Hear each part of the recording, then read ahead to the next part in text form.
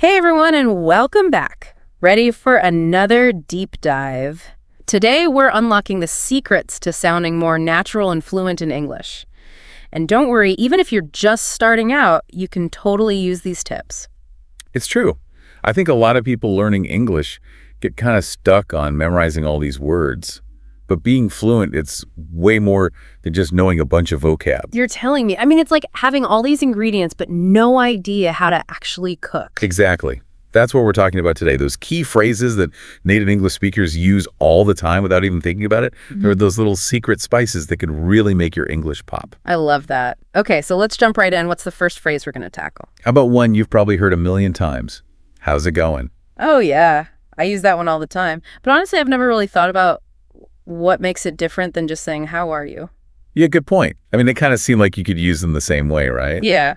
But how's it going? It's got this casual, friendly vibe. So it's less about needing a full report on how someone is doing and more just a quick check-in. Exactly. You're acknowledging them being friendly, but you're not expecting them to spill their whole life story right there. Right. It's all about this little unspoken rules of conversation. Exactly. And it's subtle stuff like this that can really make you sound more fluent.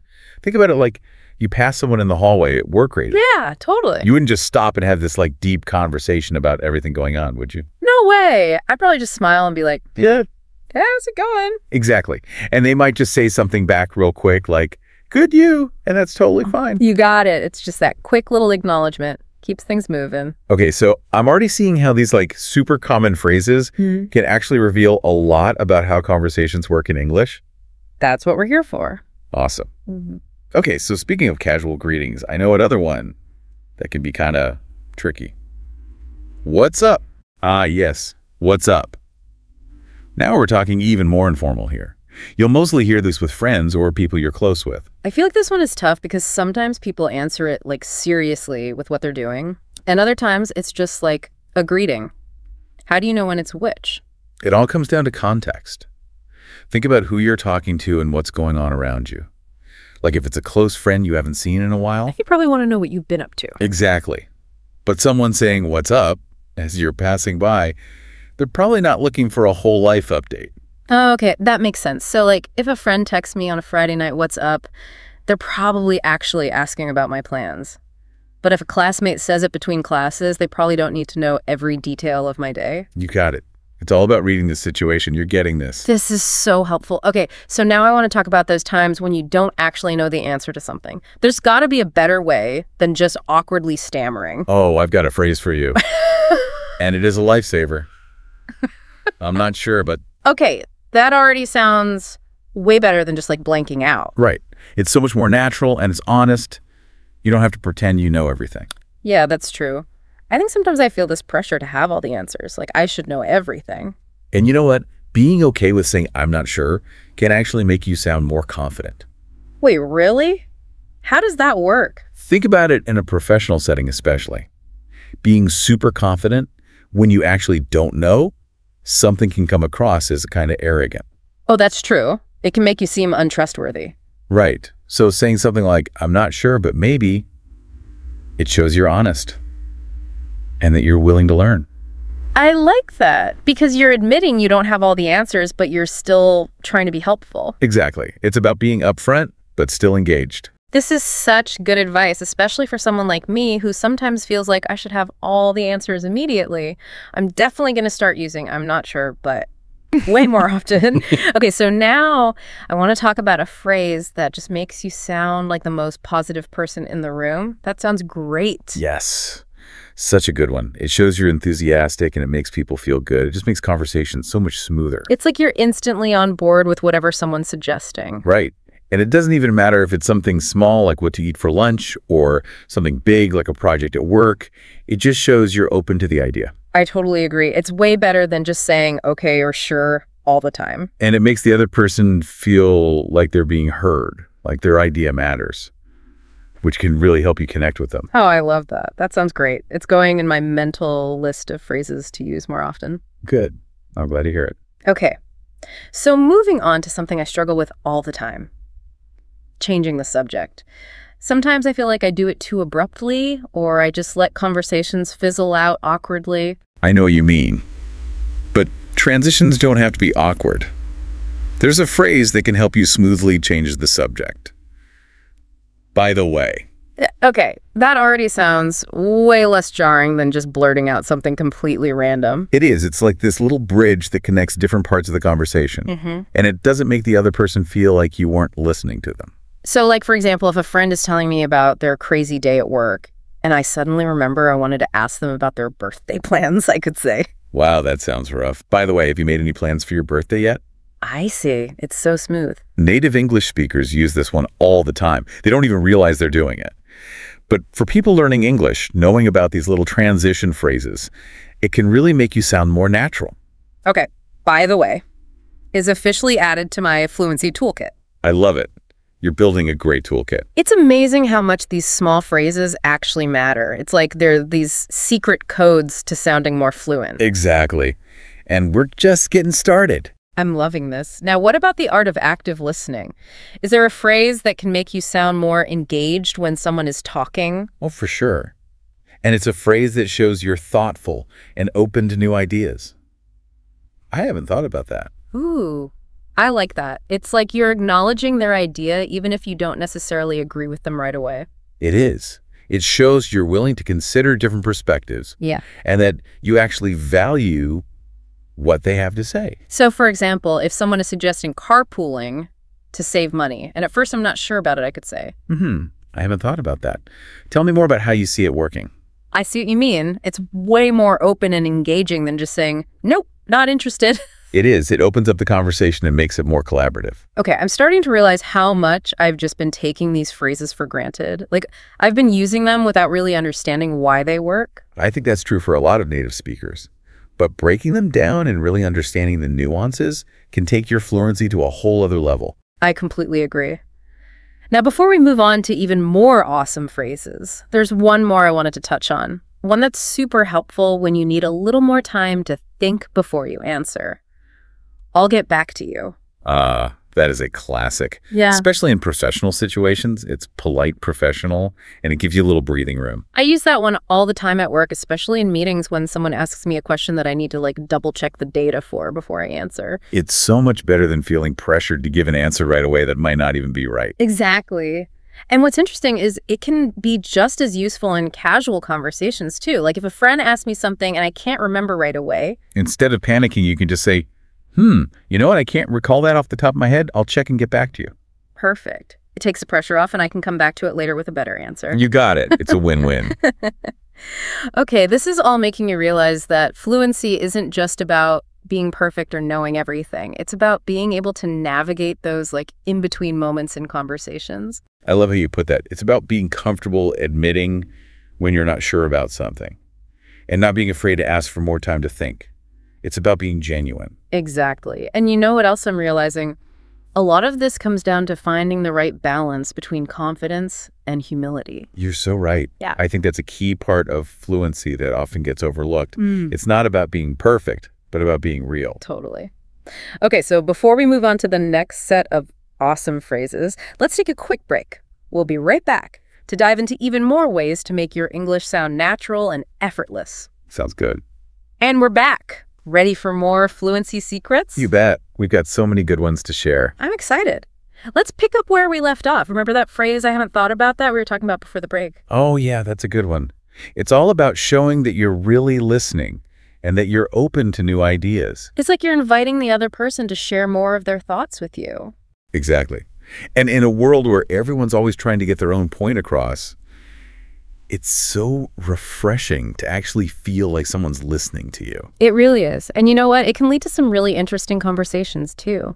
You never know what you might learn when you actually take the time to listen to someone else's perspective. That's so true.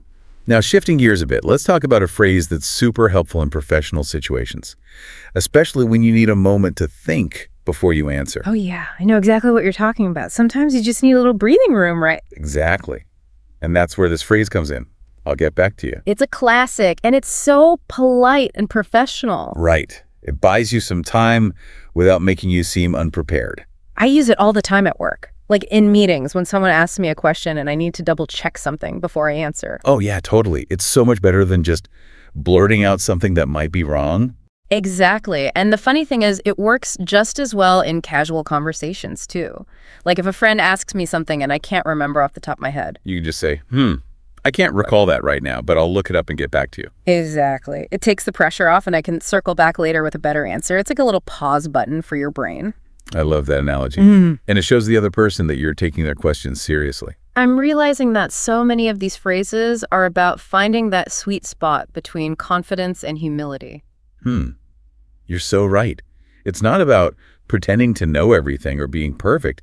It's about being genuine. I'm so glad we're talking about this because I think that's a part of fluency that a lot of people miss. I agree. It's all about those subtle things that make you sound more natural and relatable. So true. Now, I'm curious, what are some other phrases that you've come across that you think are really helpful for sounding more fluent? Let's see. One that comes to mind is, that makes sense. It might seem simple, but it's a really powerful way to show that you're following along with what someone's saying. It's like you're acknowledging their train of thought and saying, hey, I get it. Exactly. And it encourages them to keep sharing their ideas because they know you're listening. Oh, I can see how that would be especially helpful if you're trying to learn something new or understand a complex topic. It lets the other person know you're with them every step of the way. For sure. And it helps build that rapport and trust, which is so important in any conversation. You know what all of this is making me realize? Fluency isn't just about speaking perfectly or having a huge vocabulary. It's about connecting with people on a deeper level, understanding their point of view, and being able to express yourself in a way that feels authentic. Couldn't have said it better myself. Yeah. It's about using language to build bridges and create meaningful connections. Before we move on, I wanted to circle back to something you said earlier about how some of these phrases are more common among younger generations. Oh yeah, that's fascinating, isn't it? Yeah. It really shows how language is constantly evolving. It makes me wonder how much of that is influenced by things like social media and the internet. I bet it plays a huge role. Language always reflects the social landscape. And these days, things are changing so fast. That's true. I wonder what phrases will be popular in like 10 or 20 years. Who knows? But it'll be interesting to see how language continues to adapt. So have you noticed any other phrases that seem to be especially popular with certain age groups or demographics? Let me think. Well, no worries is a big one. It's super casual, and you hear it a lot these days. Yeah, I feel like no worries has totally replaced you're welcome for a lot of people. Right. It's funny how those subtle shifts happen. And it's a good reminder that language isn't static. It's always changing. Okay, so this is making me think about how important it is to be aware of your audience and the context of the conversation. Like what might sound totally normal in one situation could be weird in another. It's so true. It's all about finding that balance between expressing yourself authentically and also being sensitive to the social norms of the people you're talking to. It's like a dance. You have to learn the steps, and then you can really move freely. I like that. And the best way to learn those steps is through observation and practice. I agree. Pay attention to how people use language in different situations. Experiment with different phrases and see what feels natural for you. The more you practice, the more confident you'll become. I think that's a great takeaway for our listeners.